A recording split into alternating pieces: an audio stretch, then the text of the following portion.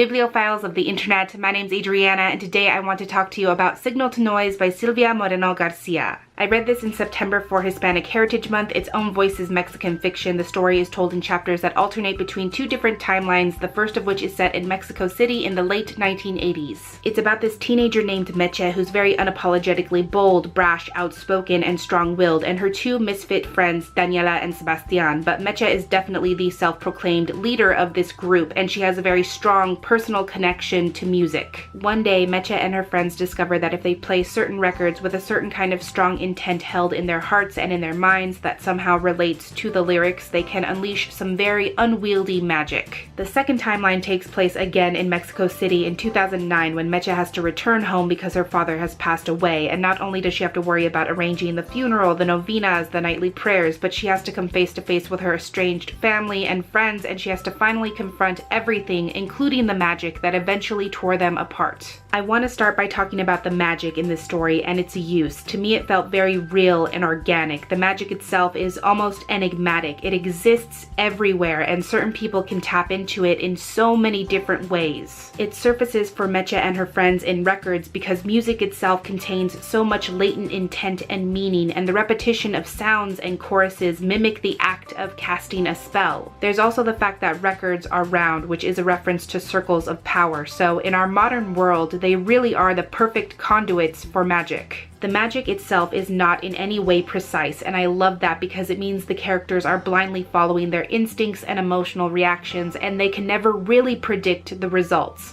To me, that's a very thoughtful emulation of real life. And like I said before, the magic is very open-ended. It seems like it surfaces in very personal ways. We get a little bit from Meche's grandmother, who talks about how she had the magic when she was young, and it became real for her through sewing, and her object of power was a thimble. So I really respond to this idea that the magic presents itself differently depending on the person. On a different note, I like that all the characters in this story make bad decisions, but the narrative never condemns them for those choices. Instead, the story centers on the tension that comes from this idea that you have control over the uncontrollable and the very distinct slip that happens when that all comes crashing down. The focus is always on the repercussions of these characters' actions and whether they can come back from this or not. Something else I really love and connect with is something that I don't think a lot of other readers are going to love, and that is the fact that these characters are prideful to a fault. They will not back down no matter what, no matter how deep they get. To them, admitting fault or apologizing is the ultimate sign of weakness. Emotionally, they're not in a place where they can see apologizing as a means of restoring balance. They can only see it as accepting that someone else is right, which is the worst possible outcome.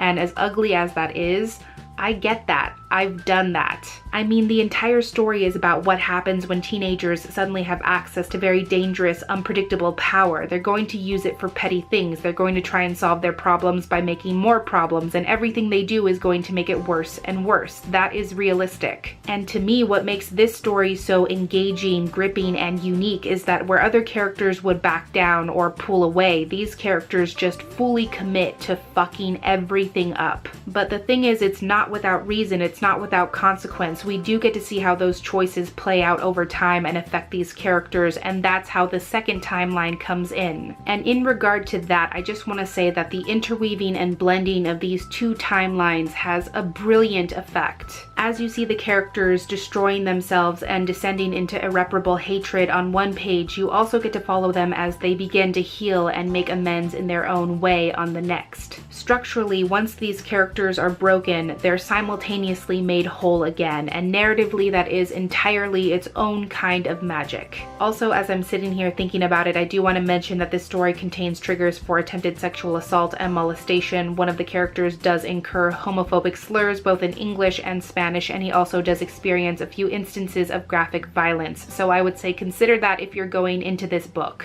For me, this was a definite 5-star read, one of my new favorite books of all time. I would say you don't have to wait for Hispanic Heritage Month or Halloween/fall time to come around to pick this one up, because it is unquestionably an incredible story all year round, and I highly recommend it. So those were some of my thoughts on Signal to Noise. If you have read this book yourself, or if you plan to do so in the future, please feel free to share your thoughts in the comments below. But that is everything I had for this book review today. Thank you so much for watching this video. I really hope that you enjoyed it, and I will catch you on the flip side of the page. Bye!